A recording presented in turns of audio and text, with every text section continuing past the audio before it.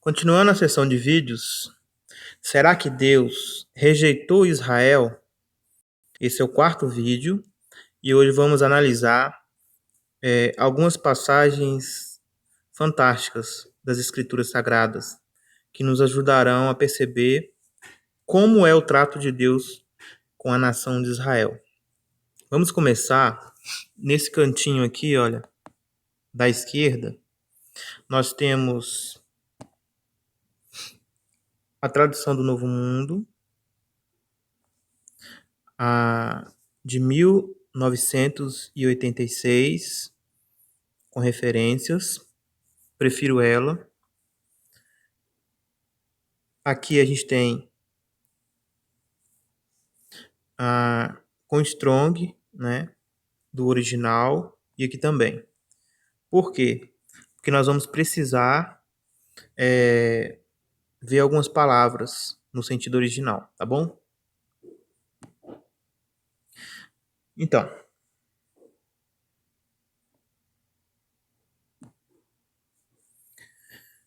vamos começar fazendo a leitura de Jeremias, capítulo 31, verso 27. Jeremias 31, 27 adiante. Diz assim: Eis que vem dias, é a pronunciação de Jeová, e eu vou semear a casa de Israel e a casa de Judá, com semente de homem e com semente de animal doméstico. Bom, aqui, olha, estamos percebendo um ensino bíblico fundamental. Casa de Israel,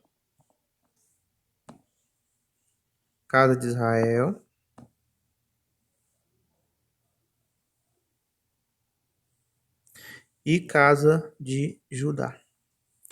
Vou fazer depois um vídeo explicando somente isso, com detalhes. O que significa a casa de Israel, em detalhes, e a casa de Judá, em detalhes. Mas por agora, já vou dizer que a casa de Israel representa os gentios,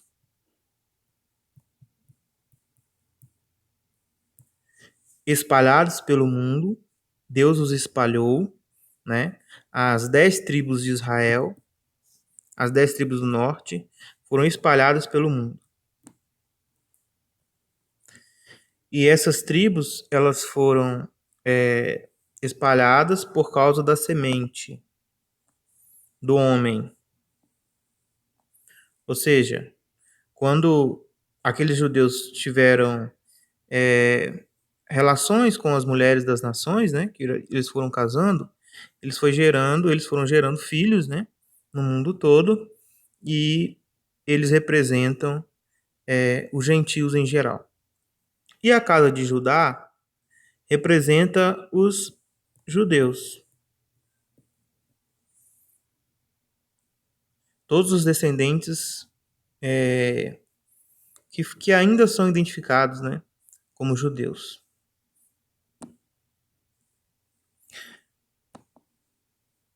Então, aqui menciona que haveria dias que Jeová ele iria semear a casa de Israel e a casa de Judá no mundo.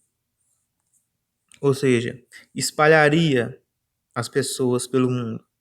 Tanto judeus quanto gentios, todos estariam espalhados no mundo e precisariam ser colhidos. E aí no versículo 28 diz: E terá de acontecer que assim como fiquei alerta para com eles para desarraigar, para demolir e para derrubar e para destruir e para danificar. Então, vamos lá. Derrubar, demolir, derrubar, destruir, danificar. Da mesma forma que Deus teria ficado atento né, para fazer essas coisas com o povo de Israel, a nação de Israel, aí também diz que ele ficaria alerta, assim ficarei alerta para com eles, para edificar e para plantar. É a pronunciação de Jeová. O que significa esse texto? Da mesma forma que Deus ele tinha ficado atento para com os israelitas, para dano, causar-lhes dano,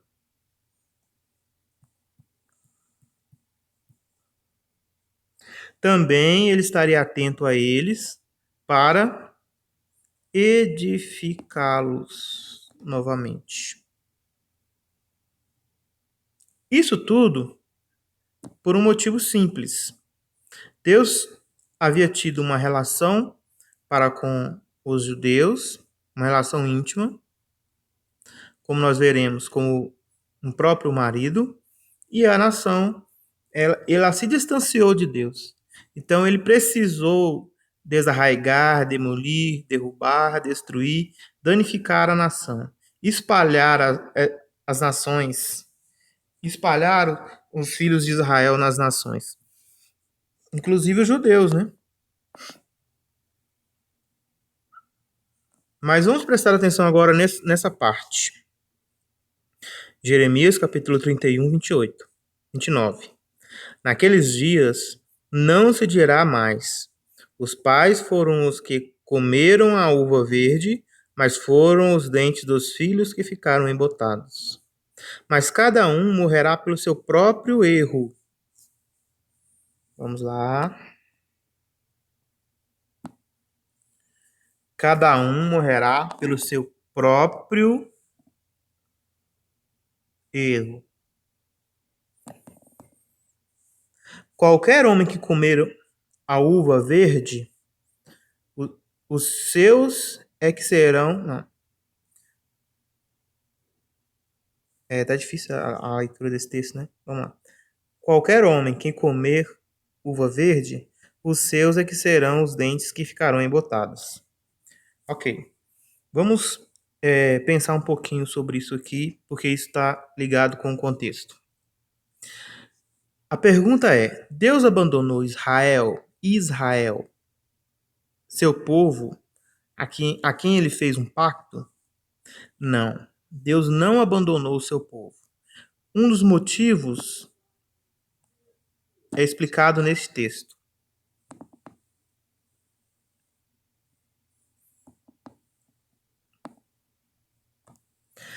Bom, como nação, o povo, todo povo, ele sofria a punição pelos erros dos pais. Não interessava se você era bom ou se você era ruim. A nação de Israel pecou e a nação inteira foi sentenciada a ser espalhada. A nação inteira foi sentenciada a ir para o cativeiro em Babilônia. A nação inteira foi sentenciada a ser destruída em 70, era comum. Entende que está falando da velha aliança? Naqueles dias não dirá mais: os pais foram que comeram as uvas verdes, mas foram os dentes dos filhos que ficaram embotados. O que acontecia na antiga aliança, a primeira aliança, é que o povo se comportava como nação. O povo se comportava como nação.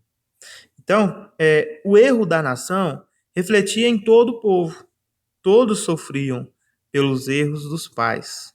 Os erros que os pais cometiam vinham como justiça para os filhos, né? Até mesmo no vídeo 3 que nós estudamos, Jesus Cristo falou, né, que o sangue dos profetas seriam cobrados naquela geração.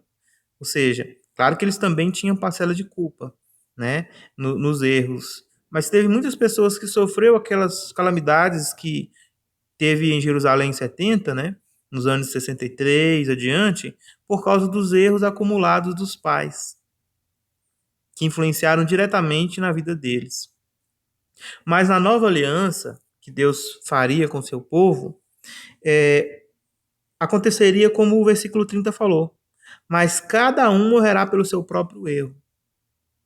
Ou seja, em vez de Deus lidar com as pessoas como nação, ele lidaria com as pessoas individualmente. Em vez de Deus lidar com a nação de Israel inteira, Deus lida com indivíduos israelitas que compõem o verdadeiro Israel. E quem pratica obras do pecado morrerá por essas obras. E quem pratica obras da justiça, obras de retidão e fé em Yeshua, Hamashia, Rei dos Judeus, eles viverão por meio de suas ações.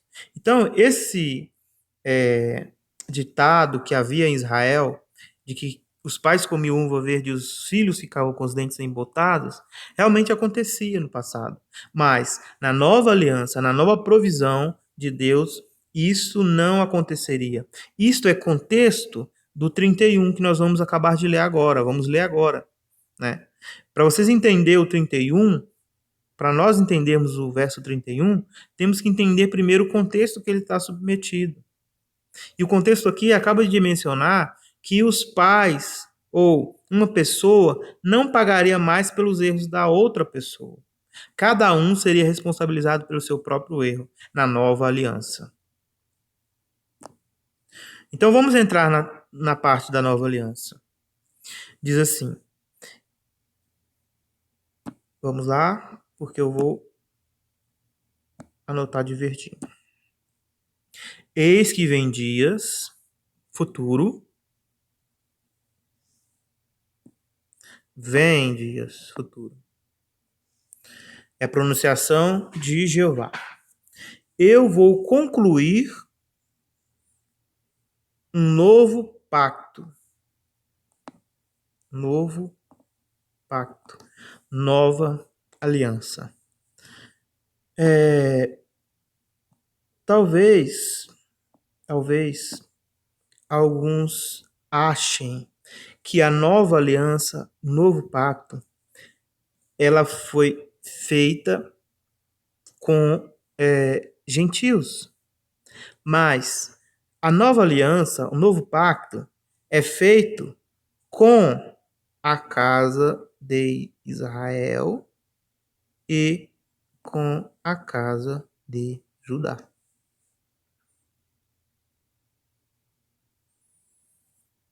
Nesse texto, prova claramente que a nova aliança não exclui os judeus. Na verdade, a nova aliança, o novo pacto, é feito com a casa de Israel e a casa de Judá. Lógico que depois vamos entender que essa casa de Israel representa os gentios. E essa casa de Judá representa os judeus, como já foi mencionado. Mas o pacto é feito com as duas casas. Não se exclui uma casa em detrimento da outra, ou em benefício da outra.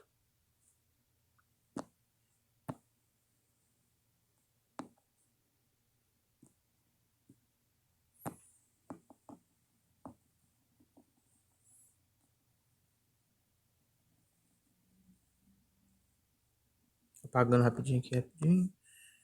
Vamos continuar. Então, a casa de Judá e a casa de Israel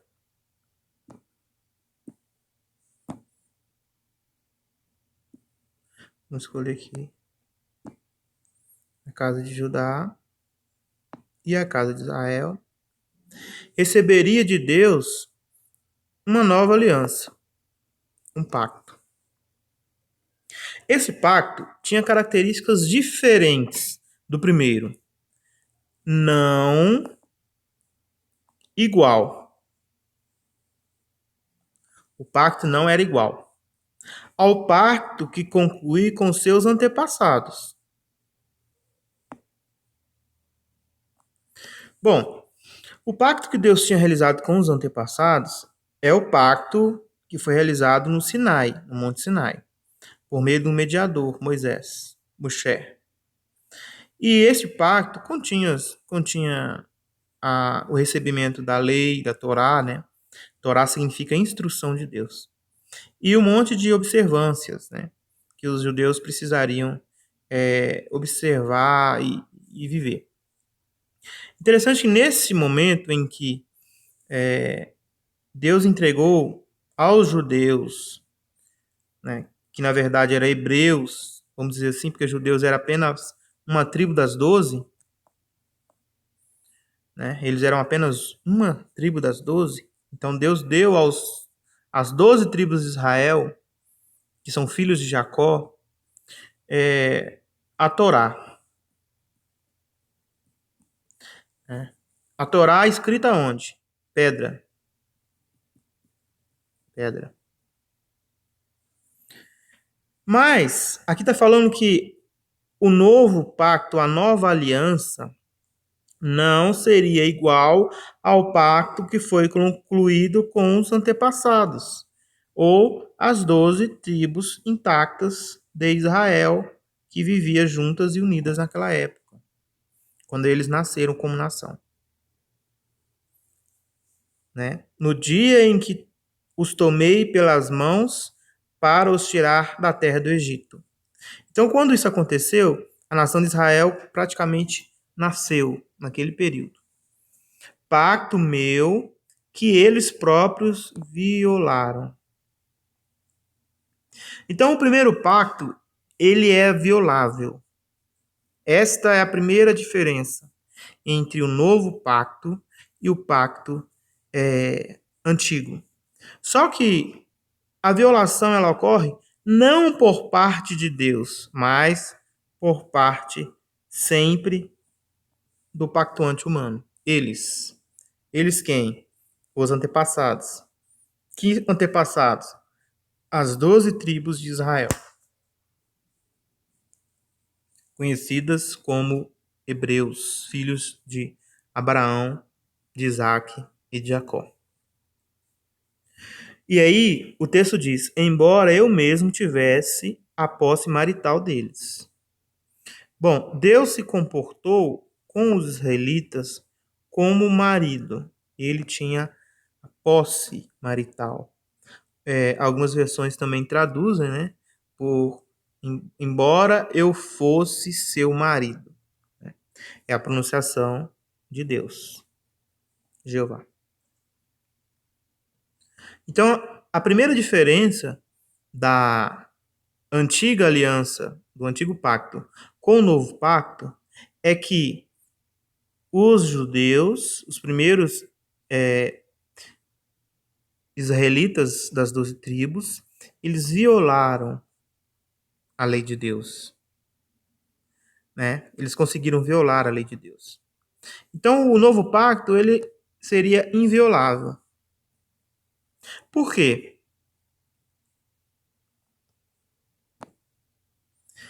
Porque Deus disse: pois o novo pacto é este, ó. Este é o pacto que concluirei com a casa de Israel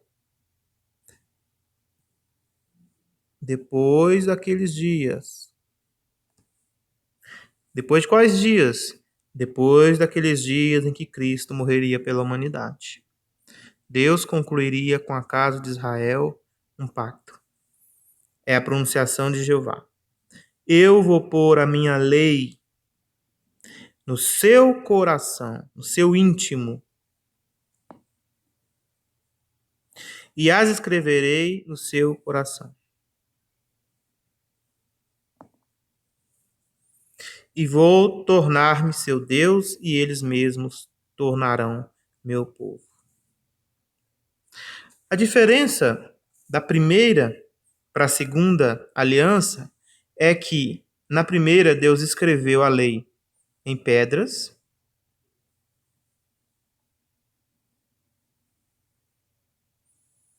e a segunda é escrita no coração do homem. Essa daqui, os homens conseguiram cancelar. Por quê? Porque eles não viviam essa lei. Eles se desviaram dessa lei. Mas a Torá, que foi escrita dentro do coração daquelas pessoas, jamais poderia ser cancelada. Quando Deus chama uma pessoa para a sua nova aliança e este entende plenamente o significado dessa nova aliança, esta lei, da parte de Deus, é imutável. Jamais ela será quebrada. Ela estará cravada no coração e na alma daquele ser. Embora aquela pessoa, né, ela possa sim se desviar da fé. Ela pode se desviar da fé e perder até a sua esperança. Mas a lei de Deus, ela é imutável. Da parte de Deus, ela é inviolável. E continua dizendo: E não mais ensinarão cada um a seu companheiro e cada um a seu irmão, dizendo: Conhecei a Jeová, pois todos eles me conhecerão, desde o menor deles até o maior deles. É a pronunciação de Jeová. Porque perdoarei seu erro, não me lembrarei mais de seu pecado. Essa parte é muito importante. Perdoarei seu erro e não me lembrarei mais de seu pecado. Tudo que a nação de Israel fez como nação,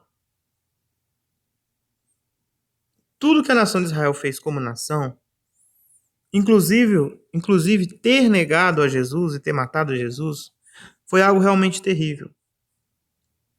Mas naquele dia, Deus perdoaria os erros e não lembraria mais de seu pecado. Porque o preço pago foi muito alto, a morte do seu filho amado. Por isso ele não guardaria rancor da nação. Não, mas talvez você diga, né? Deus, ele é justo, ele tem que cobrar essas pessoas. Mas lembra que nós acabamos de ver que também está incluso no novo pacto a questão de cada um morrer pelo seu próprio erro? Se não foram todos os judeus que mataram a Jesus, por que todos os judeus têm que ser rejeitados? Se não foram todos os judeus que rejeitaram Jesus Cristo, por que todos têm que ser rejeitados? Se não foram todos os judeus que se rebelaram contra Deus, por que todos os judeus têm que ser rejeitados? Aqui não está falando que cada um pagará sobre o seu próprio mal e cada um morrerá pelo seu próprio pecado? Não faz sentido algum falarmos que a nação de Israel, todos os judeus, foram rejeitados por Deus. Primeiro porque Deus faz uma aliança, uma nova aliança com este povo. Embora se inclua também os gentios, mas as palavras são direcionadas aos judeus, filhos de Israel, filho de Judá. Filho de Israel identifica como descendentes de Israel. E filhos de Judá, ainda mais, como judeus, como povo de Deus.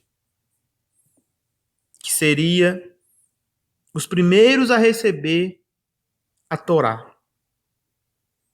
Como no passado Deus entregou a Torá no Pentecoste a Moisés, depois de 50 dias que o povo tinha saído do erro,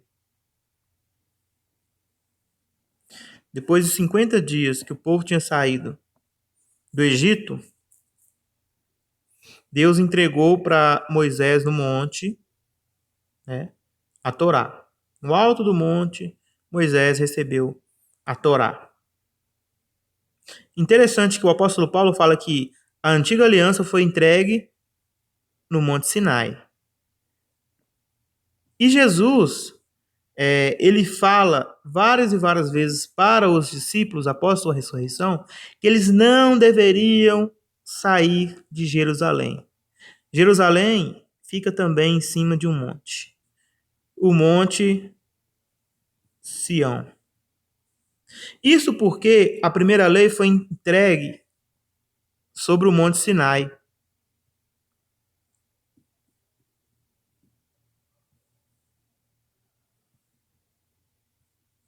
E a segunda lei foi entregue no Monte Sião, Sion, cidade amada, cidade do rei Davi, cidade do Messias. A primeira foi entregue no Sinai. O apóstolo Paulo falou que Sinai representa a nossa mãe carnal, isso é, Jerusalém atual, que está em escravidão, que representa Agar, a esposa egípcia de Abraão, a concubina. E Sião representa Jerusalém celestial. Representa Sião, Jerusalém atual, corrompida, representa Agar. Jerusalém renovada, quando o Messias voltar para restaurá-la, significa Sion, Sião, que representa Sara. E os filhos que nasceram neste monte são filhos da liberdade. Mas os filhos que nasceram neste monte são os filhos que representam a egípcia, a escrava, os que não receberão as promessas do reino. No sentido de que eles estão vivendo na escravidão e rejeitaram ao Messias. Vamos continuar aqui. A pergunta: eu vou tornar-me seu Deus e eles mesmos tornarão meu povo. Israel já não tem Deus como o seu Deus? Não sei se eu fui claro, né? Israel sempre não teve YHWH como seu Deus? Foi a primeira nação monoteísta que já existiu. Por que então o texto diz que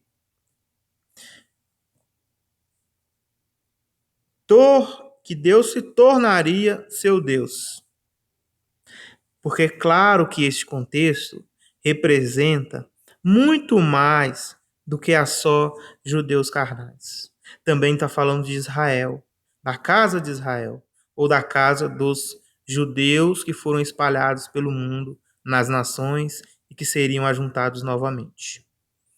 Que representam os gentios, aqueles que se afastaram da casa, mas que Deus fará com que eles retornem no dia do ajuntamento final. Por isso que este verso, ele explica exatamente esse motivo, né?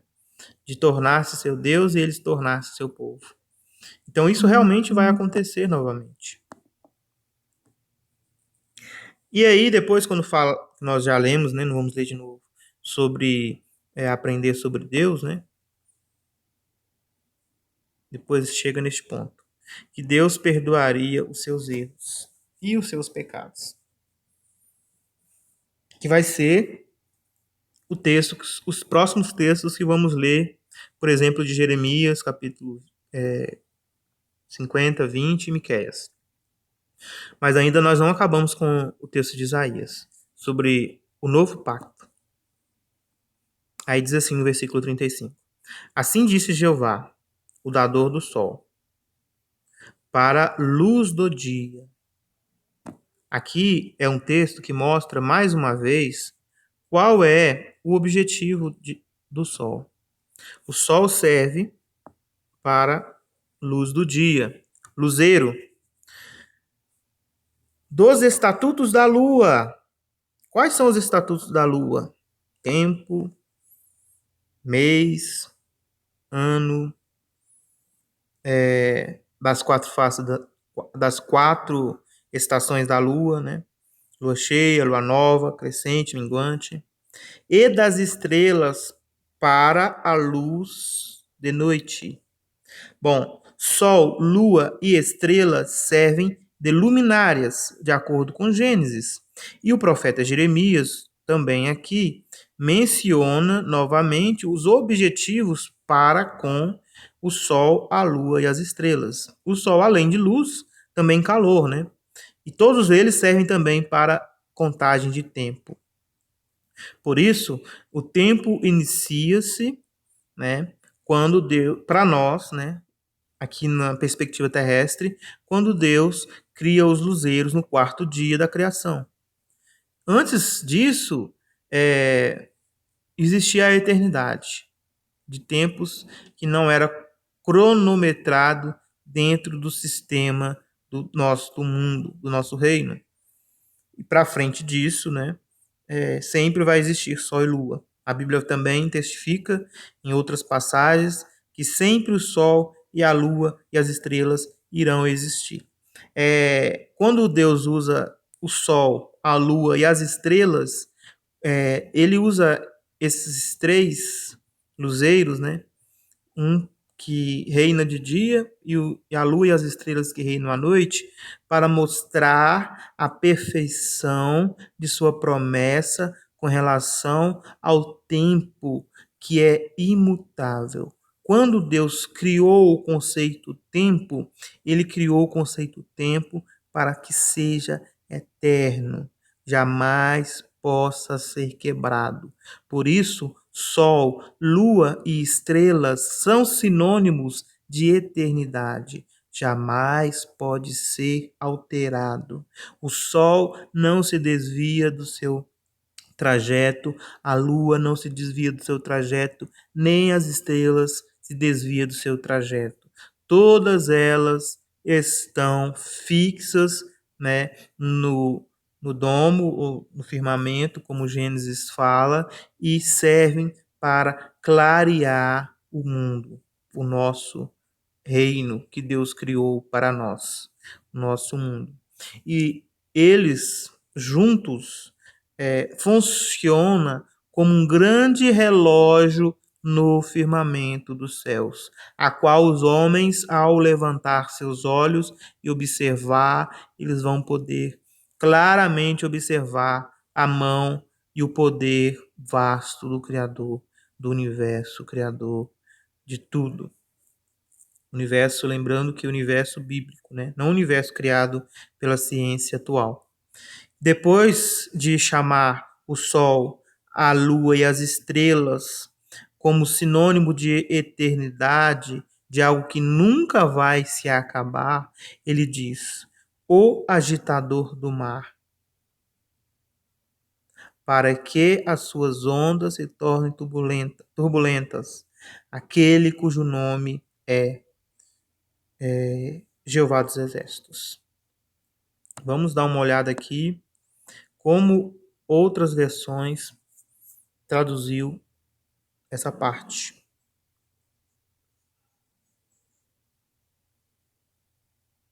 Aquele que agita o mar, bramando as suas ondas. Aquele que agita o mar, o sentido é este mesmo. E faz bramir as suas ondas, o Senhor, seu nome.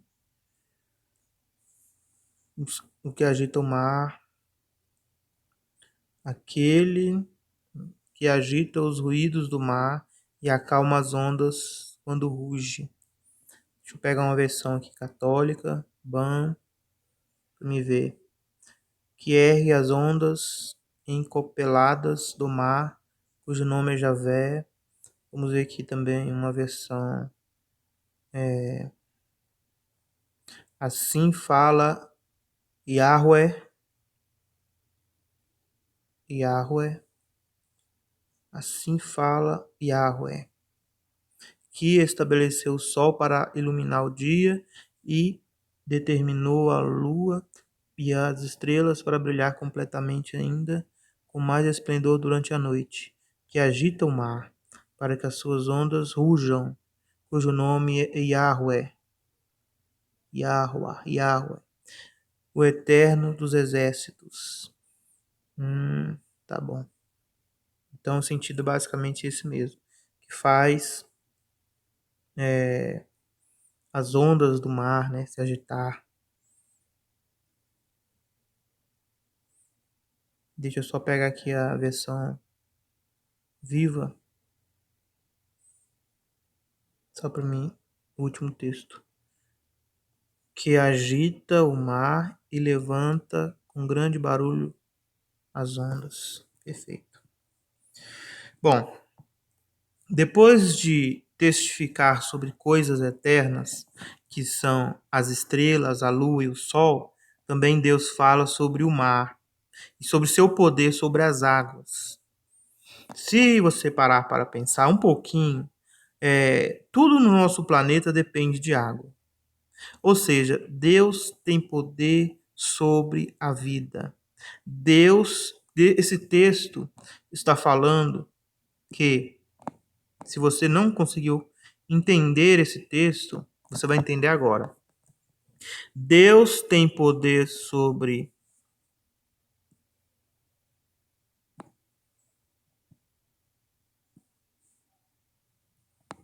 o sol, a lua, as estrelas, representando o tempo. Deus controla o tempo. E Deus controla. Vou até fazer de cor diferente.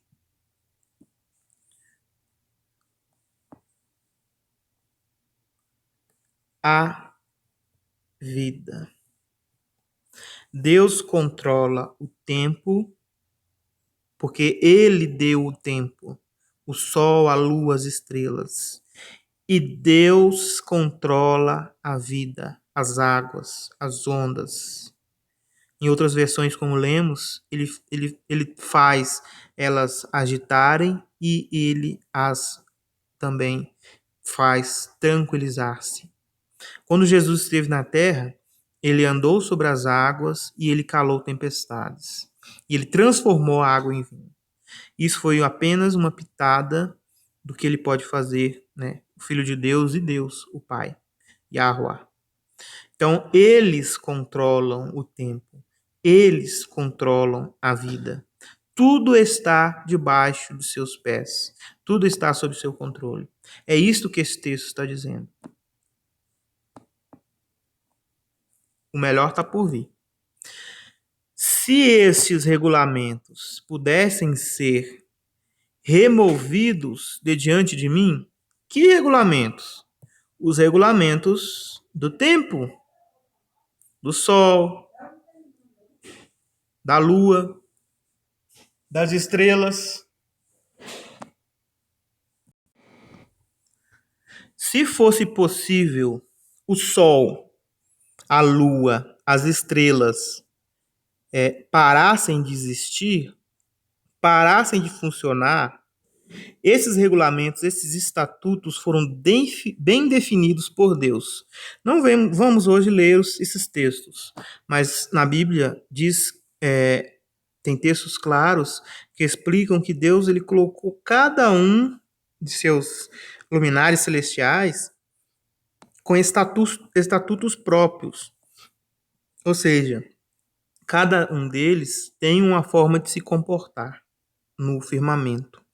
E esse estatuto jamais será abalado. Ou seja, eles são imutáveis. São coisas eternas, assim como o próprio Deus é eterno. É lógico que não no sentido de igualdade, né? Porque Deus já existia antes, né? Por ele ser o Criador, né? Tanto ele como Jesus existia antes do Sol, da Lua, das estrelas, né? De todo esse universo físico que conhecemos. Mas quando ele criou essas coisas, ele não criou para que essas coisas fossem destruídas ou desviadas. Então, por isso que eu, ao explicar o texto do verso 35, expliquei que está falando de tempo. Então, se esses estatutos, esses regulamentos pudessem ser removidos de diante de mim, é a pronunciação de Jeová. Esses que são a descendência de Israel poderia igualmente cessar de mostrar ser para sempre uma nação diante de mim.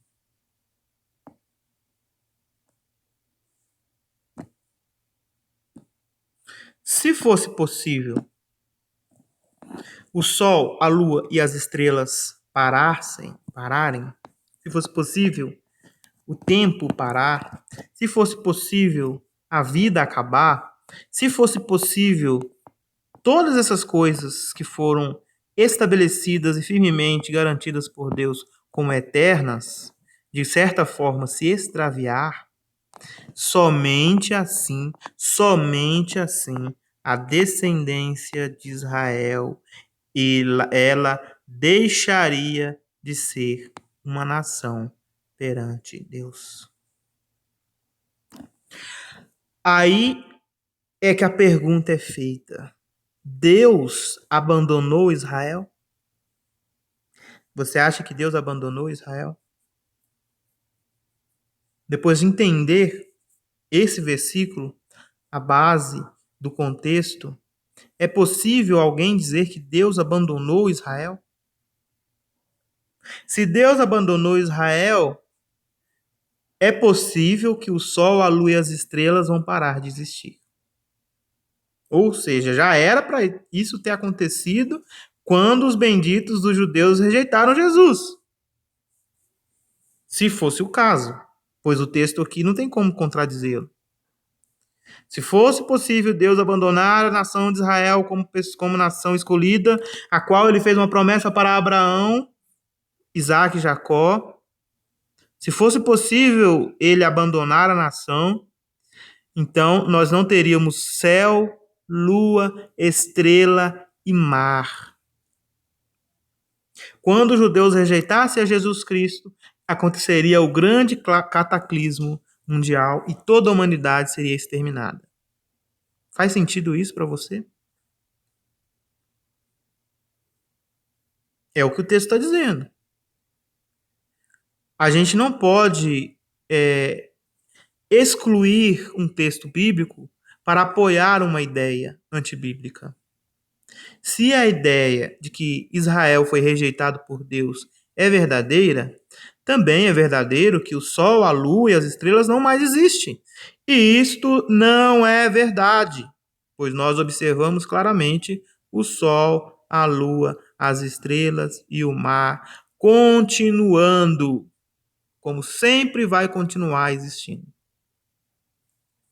Mesmo que alguns textos na Bíblia na frente, em Apocalipse, fala que essa terra, haverá outra terra, ou novos céus, nova terra, não é no sentido literal, não é no sentido de destruição do planeta, do Sol. A Bíblia jamais faz menção a isto.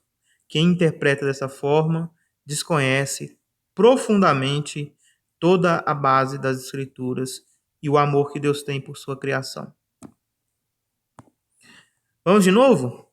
Assim disse Jeová: se o céu, isso aqui é uma condição, viu? Uma condição interessantíssima. Se for possível, os céus acima pudessem ser medidos, se alguém, um ser humano, conseguisse medir os céus, não só os céus do firmamento, mas os céus acima. Alguém sabe especificar quantos céus existem? Quantos céus existem? Por exemplo, o apóstolo Paulo diz que foi arrebatado ao terceiro céus. E o livro apócrifo de Enoque fala que existe 10 céus. Ninguém sabe provar. Ninguém conseguiria provar. 3 eu tenho certeza que tem. Porque Paulo foi arrebatado ao terceiro céus. Mas aqui a pergunta é: se fosse possível alguém medir os céus, não os céus dessa atmosfera que nós vivemos, os céus de cima, os céus acima. Se fosse possível medir, e os alicerces da terra,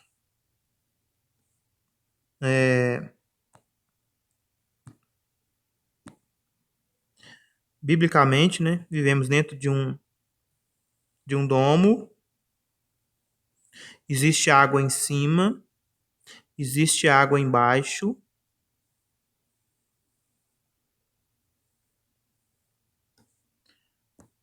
Vamos colocar água aqui de azul, né? Existe água em cima, existe água embaixo, que são os oceanos e os mares. E aqui de pretinho tá a Terra, né? Onde a gente vive, nesse lugar. Aqui é os oceanos, aqui é as montanhas afogadas, né? Já fiz um vídeo sobre isso. E aqui é o primeiro céu, que é a nossa atmosfera visível. Existe ainda os céus das estrelas, onde as estrelas estão fixas no domo e, de certa forma, estão também em movimento, né? Estão fixas no firmamento. Não é que são fixas, presas no firmamento. Elas estão confinadas no firmamento. É isso que seria a melhor forma de falar. Ou seja, elas não se desvirtuam para os céus acima, vamos dizer assim. E nem caem na terra. Apesar que a Bíblia fala que no julgamento final, né? Final não, no Armagedon, né? Algumas estrelas irão cair do céu.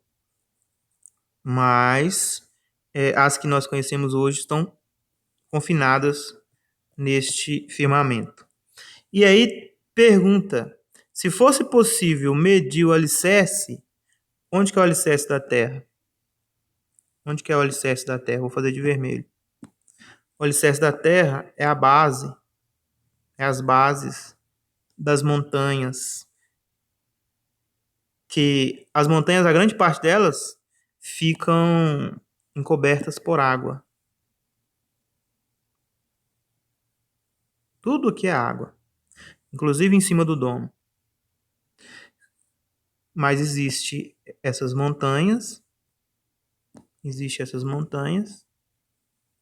e essas montanhas têm um alicerce, que são na base. Então está perguntando, se fosse possível alguém medir os céus de cima, quantos céus acima existe? Não sabemos. Não podemos medir. Qual é o tamanho, a medida, os metros dos alicerces da Terra?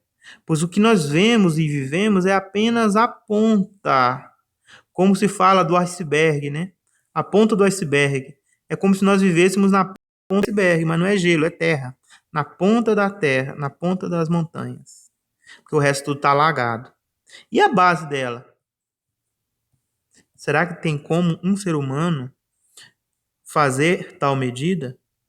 Então, se fosse possível medir os céus e medir os alicerces da terra embaixo, pudessem ser descobertos, ou seja, será que conseguimos descobrir os alicerces para ver como que é? Impossível para o ser humano. Impossível para nós. Se fosse possível essas coisas, eu mesmo também poderia rejeitar toda a descendência de Israel por causa de tudo que fizeram. Tudo, incluindo terem rejeitado Jesus Cristo, terem se prostituído com as nações, com os deuses falsos, tudo o que fizerem, tudo o que eles fizeram. Somente se fosse possível ao ser humano medir os céus e descobrirem os alicerces da terra, somente assim Deus poderia rejeitar a nação de Israel. Pergunta: será que faz sentido, então, afirmarmos que Deus rejeitou a nação de Israel? Porque senão a gente vai estar falando que Deus é mentiroso. Porque Deus faz uma ilustração tão firme, tão forte aqui, falando de coisas imutáveis e coisas impossíveis para nós. Jamais vamos fazer essas coisas. Medir os céus, descobrir os alicerces. Jamais os seres humanos vão fazer isso. Então, jamais Deus poderia rejeitar a nação de Israel.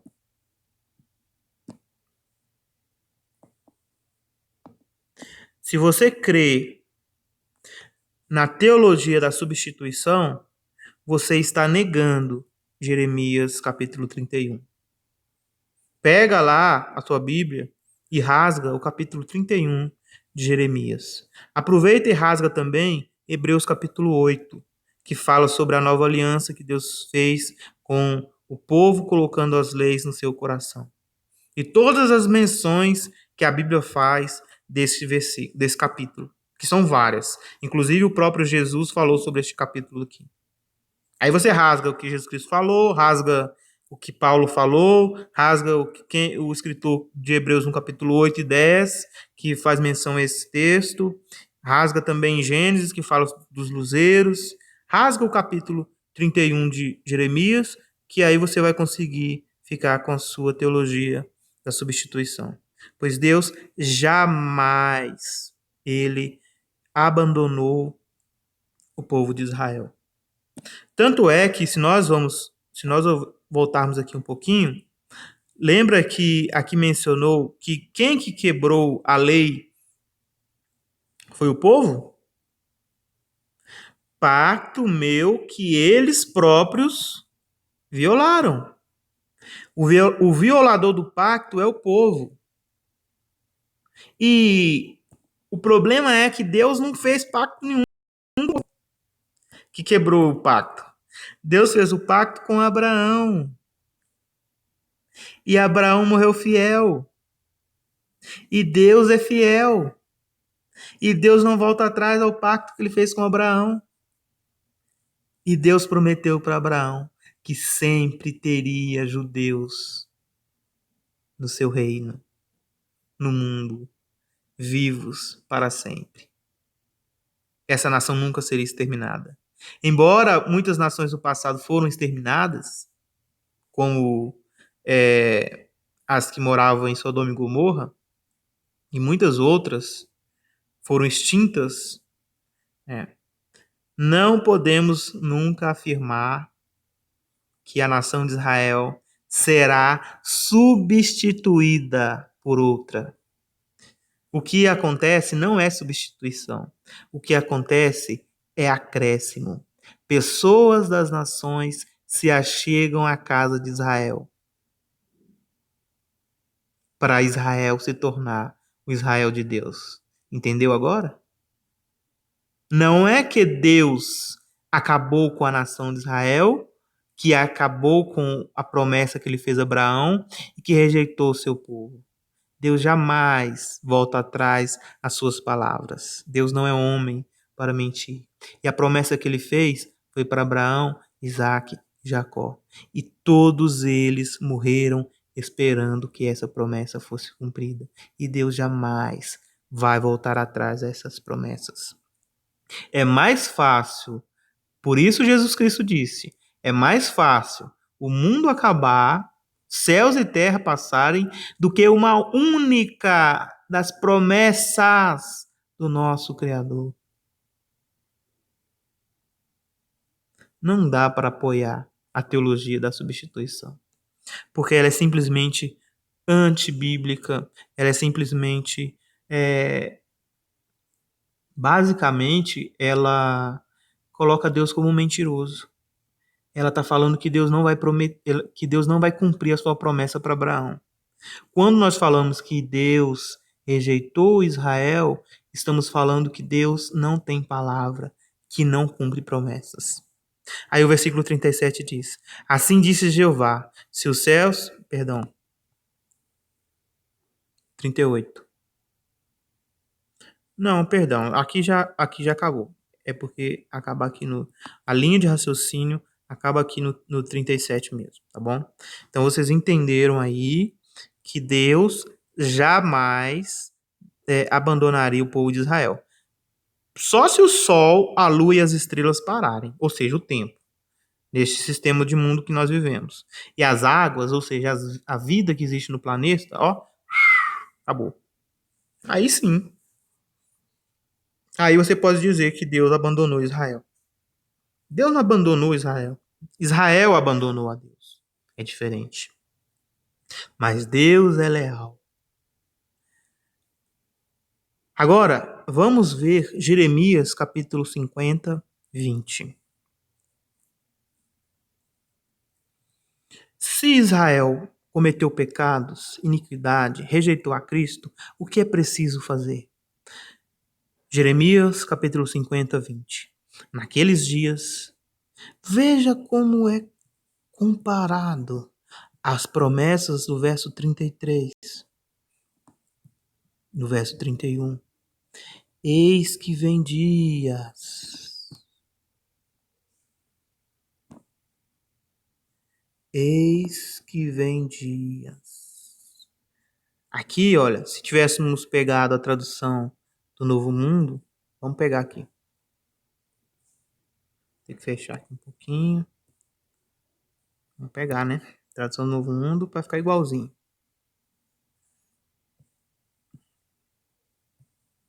Tradução do Novo Mundo, 86. Vamos abrir em Jeremias 50. Não, é isso mesmo. Não quero comparar um texto com outro. Eu quero comparar dois textos diferentes, em passagens diferentes, para mostrar um paralelo. Vamos lá. Naqueles dias, eis que vem dias. E aqui a passagem que eu quero ler. E naqueles dias, e naquele tempo, é a pronunciação de Jeová. Procurar-se-ão o erro de Israel, mas não existirá. E os pecados de Judá, e não serão achados. Pois perdoarei aos que eu deixar remanescer o restante. Sobre os judeus, sobre os que receberam a Torá, tanto na primeira vez no Monte Sinai, quanto na segunda vez no Monte Sião, de Sião, o restante, remanescentes, foram perdoados. É o que o livro de Romanos, capítulo 11, explica, que foi explicado texto por texto, versículo por versículo, no outro vídeo. Assim, esse remanescente, que foi comparado por Paulo aos 7.000 que não se curvaram perante a rainha Jezabel e não adoraram a Baal, esses mesmos remanescentes são os que Deus mostra misericórdia.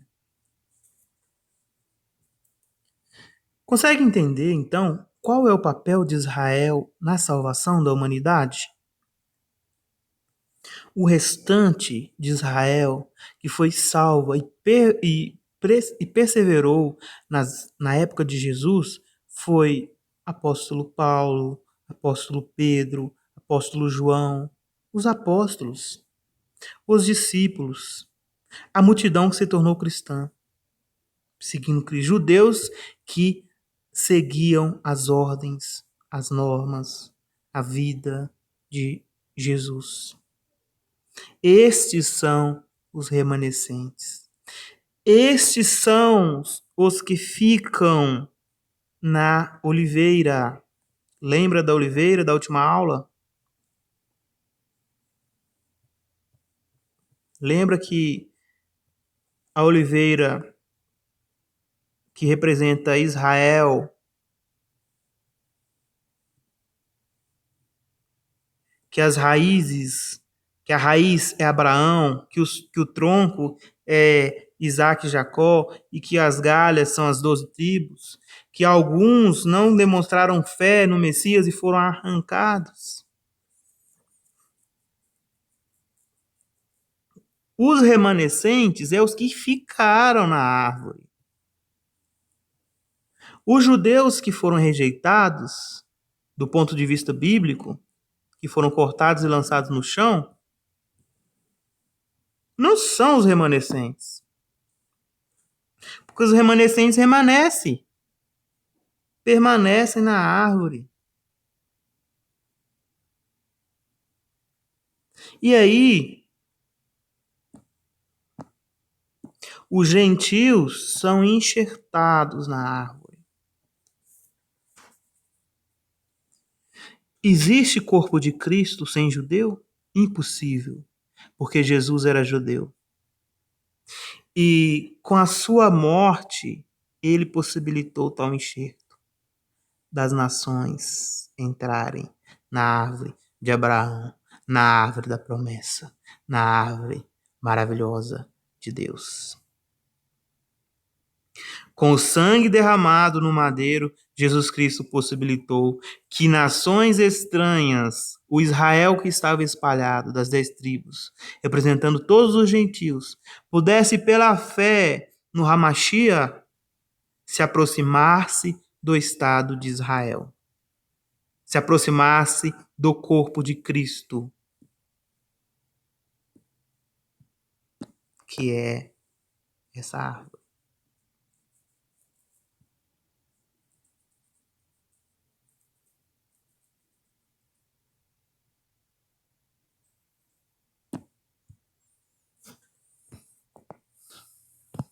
Vamos agora observar aqui na Bíblia de Miqueias, na Bíblia em Miqueias, capítulo 7, 18.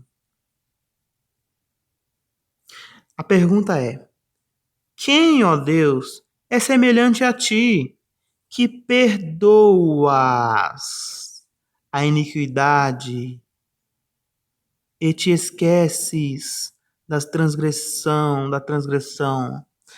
De quem?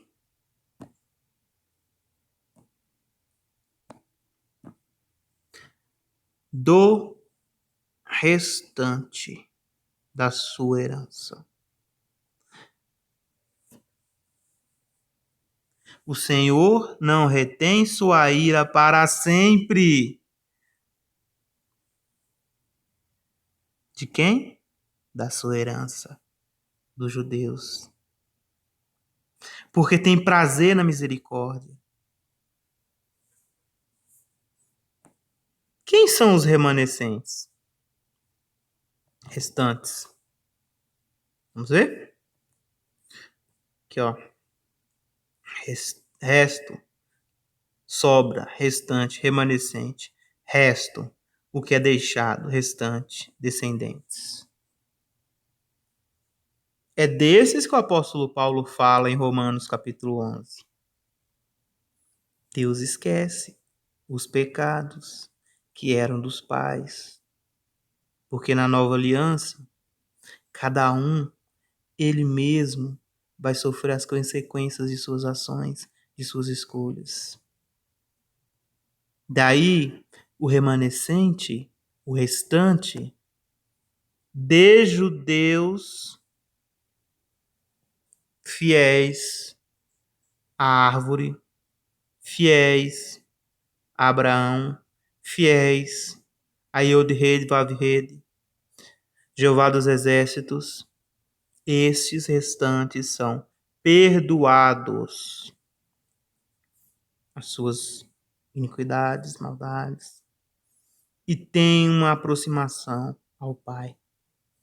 Mesmo que a própria nação se distanciou do Deus verdadeiro, Deus perdoou o seu povo, os judeus. E além disso, como em Romanos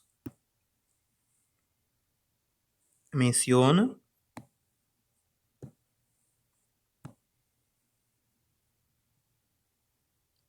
será que Deus rejeitou seu povo? Que isso nunca aconteça. Bom, este foi o vídeo. Sei que ficou um pouquinho grande, mas eu tenho certeza que cada palavra dessa que foi dita aqui é para mostrar dentro da Bíblia o valor que Israel tem que ter para cada um de nós, cristãos gentios. Pois nós que nos aproximamos de Israel para sermos enxertados nele. E Israel representa a grande oliveira plantada por Deus, quando ele, por meio de uma promessa, fez um pacto, uma aliança eterna, de benefício eterno à humanidade por meio de Abraão. Todos aqueles que se chamam filhos de Abraão e que, por meio da fé, recebem o chamado da fé e da esperança de dias melhores, precisa entender que a nação de Israel jamais será rejeitada por Deus. Aliás, nós, israelitas de coração, filhos pela fé, temos que orar pelos nossos irmãos judeus todos os tempos, para que eles possam recobrar o bom juízo e que eles possam implorar o perdão de Deus e tudo de ruim que eles fizeram. E todos aqueles que já têm sido fiéis, né, como Paulo, Pedro e os outros judeus fiéis, né, para nós é um exemplo de fé que nós devemos imitar. Que esse vídeo possa ter te engrandecido em sentido espiritual.